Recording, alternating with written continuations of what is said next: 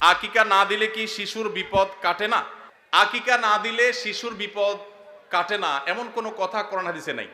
তবে আকিকা দেওয়া এটা গুরুত্বপূর্ণ একটা আমল। আল্লাহ কাউকে পুত্র সন্তান দান করলে 2টি ছাগল, আর কন্যা সন্তান দান করলে 1টি ছাগল জবে করা, এটা নবীজি সাল্লাল্লাহু আলাইহি সাল্লামের সুন্নাহ।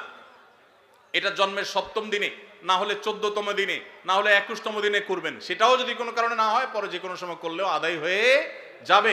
এমনকি কারো শিশুকালে যদি আকিকা দেওয়া না হয়, বড় হওয়ার পরে তার আকিকা দিলেও আদায় হয়ে যাবে।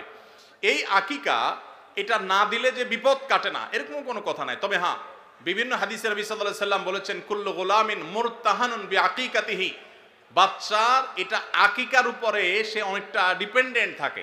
এই হাদিসের ব্যাখ্যা অনেক মুহাদ্দিসরা বলেছেন, আকিকা না দিলে, আকিকা দেওয়ার ফলে সে বিভিন্ন ক্ষয়ক্ষতি থেকে বেঁচে থাকতো। অনেকে বলেছেন শয়তানের কুমন্ত্রণা থেকে